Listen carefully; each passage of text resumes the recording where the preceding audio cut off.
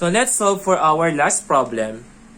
The initial compressive force of a steel column can be determined by using PCR is equals to pi squared EI all over LE squared.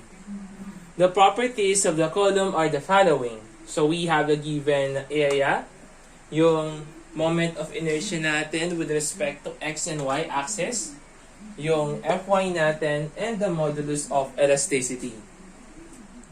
So kapag sinabi nating L sub E, we are talking about the effective length ng beam ng column natin. So for this, the value of your L sub E is only equal to the effective length factor multiplied by the unsupported length. So proportional limit is equals to 320 megapascal.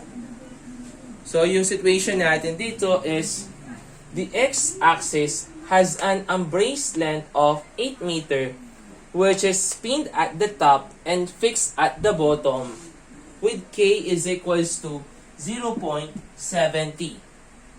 So meron daw tayo sa x-axis.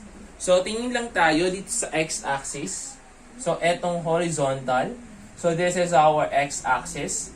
Yung unsupported length ng x-axis natin, that is equal to 8 meter. Wherein yung nasa taas natin is pinned. Tapos, yung nasa baba naman is naka-fix naman siya sa baba. So, yung tendency, di ba, ng x-axis natin, so paano yan? Magbabakel. So, yung x-axis natin, etong horizontal. So, yung tendency, sabihin natin, this is our x-axis. So, yung tendency, kung walang tukod yung x-axis natin, tendency is, magkakaroon tayo ng buckle na paganto or paganto. Diba? So, ganito magbabuckle yung x-axis natin kung walang tukod. Or in other word, diba, dito siya magbabuckle. So, therefore, so, kung titingnan mo, since walang tukod along the x-axis, yung unsupported natin is 8 meter. So, next. The y-axis has an unbraced length of 4 meter due to the bracing at the mid-height. So, tingin tayo dito sa y-axis. So, this is our y-axis. So, along y-axis naman daw, meron tayong tukod. Diba? So, for this example, merong tukod dito, along the y-axis. Siyempre, yung y-axis natin, eto yan. So, tingnan natin, no? Sabihin natin, this is the y-axis. Ayan. So, yung tendency ng y-axis natin, it will buckle like this, or like this one. Kaso, ginawa is, tinukuran siya dito. So, nagkaroon tayo ng lateral support at mid-height. So, nangyari is, na-divide sa dalawa yung y-axis natin. So, una is yung y-axis natin. So, since meron tayong lateral support sa gitna, so that will be considered as pinned connection. And also, sa taas, naging pinned din siya. So, dahil nga, no, nangyari is, supported siya sa midspan, kaya yung magiging L sub U natin dito is equals to 4 meter. Kasi ito naman, it will going to buckle like this one. So, magbabuckle siya ng paganto. Ayan. So, on the other hand, so kabila naman, pinned naman siya sa taas. Tapos, fix siya sa baba. So, magbabuckle yan. Yung tendency ng pagbabuckle niya is paganto naman. So, yung value ng L sub U natin is equal to 4 meter. So, lagi niyo kino-consider kung meron bang lateral support yung y-axis natin or x-axis. So, kung magkakaroon tayo dito ng lateral support, since yung lateral support natin is perpendicular siya dito sa y-axis natin, yung y-axis lang yung nag-separate into two. So, kung mapansin niyo, no, etong lateral support na to, wala siyang effect dito sa x-axis natin. So first, we will going to solve for the critical slenderness ratio. So we have moment of inertia with respect to x and y. So hahanapin natin yung value ng r's radius of gyration na dapat nating gamitin.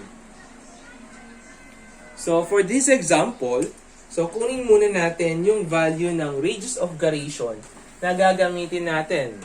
Kasi kung natatandaan ninyo, the value of our slenderness ratio is K, L sub U, all over R. So ang tanong, ano yung gagamitin natin? So ang tanong dito is, ano yung gagamitin nating mga R?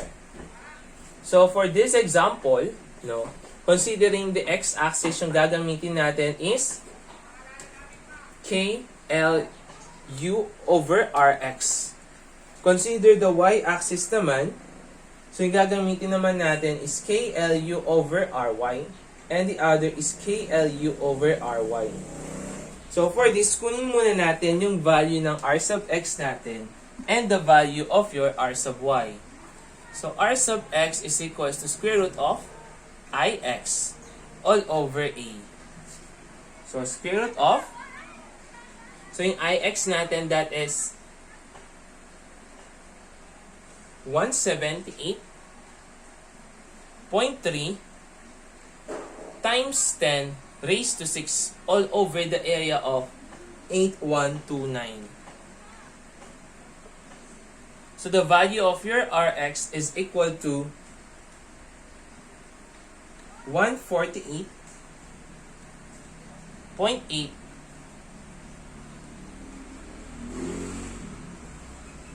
148.10 millimeter.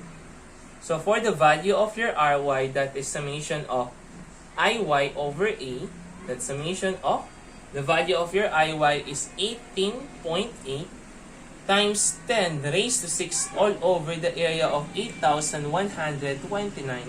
So the value of your R sub y is equal to 48.09 millimeter. So ngayon, we have the value of our radius of gyration in x and y. So we will now solve the value of our slenderness ratio. So una is along the x-axis muna. So the value of your K here, since we have a pinned connection and a fixed connection, so that is 0.17.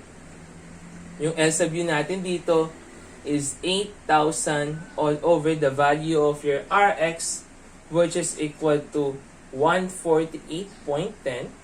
So the value of your slenderness ratio along the x-axis is equal to 37.81.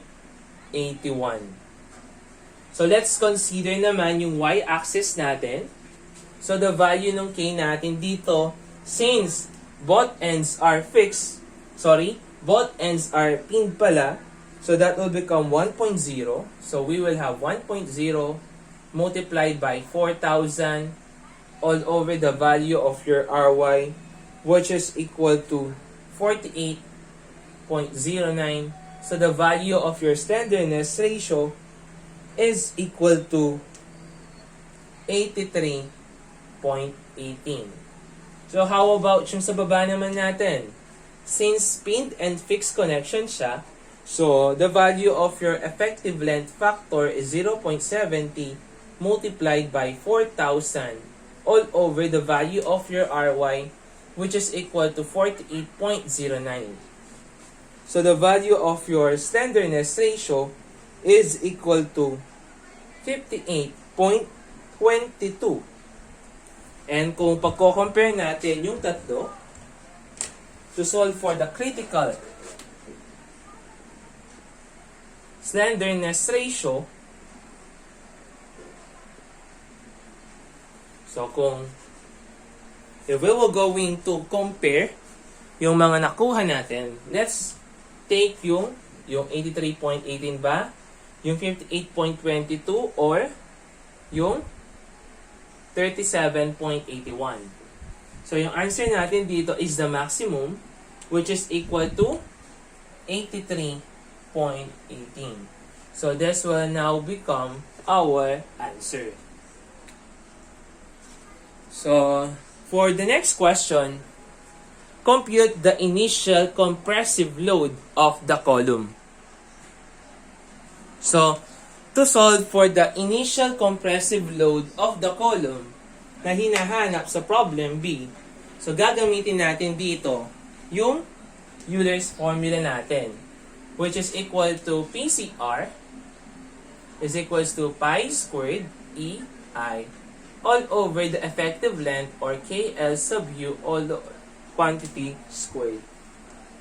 Pero ang tanong dito is, ano yung gagamitin natin?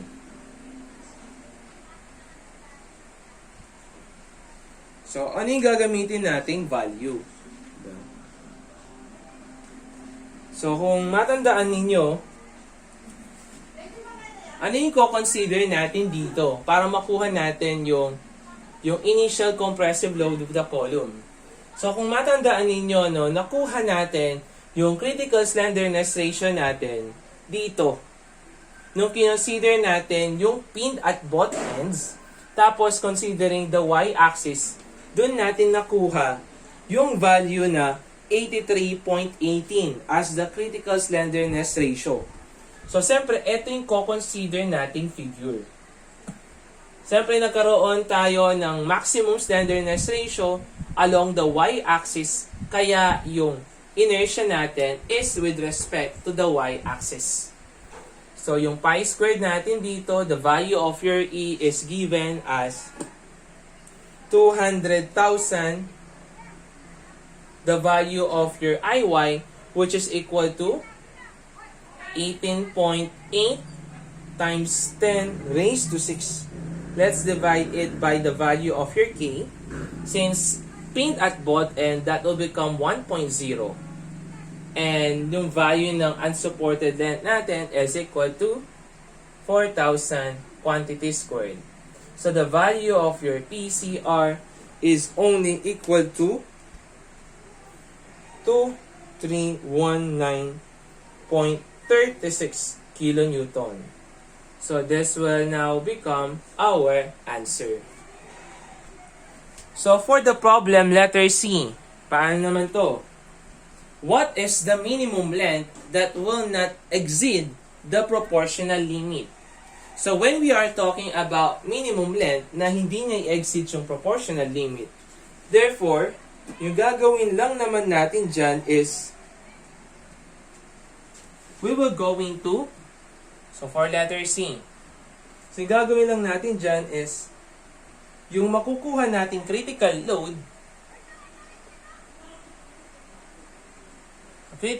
all over area is equal siya dun sa proportional limit. So the value of your critical load, yung proportional limit natin is 320 megapascal multiplied by the area of 8129.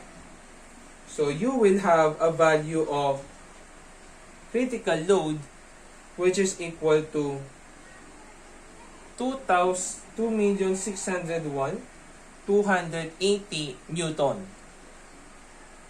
So, upon computing for the value of your critical load, siyempre, yung gagamitin nating formula is eto. With respect to the y-axis. Bakit? Kasi nga, na-compute natin dito yung maximum slenderness ratio natin. Kaya yung consider natin is eto. Etong with respect to y-axis na pinned at both ends. So, using that formula, so, lagay lang natin 2,601,280 that is equal to pi squared. Yung value ng E natin multiplied by the value of your IY, which is equal to 18.8 times 10 raised to 6 all over the value of your LE, which is equal to 1.0 multiplied by the value of your L sub U quantity squared.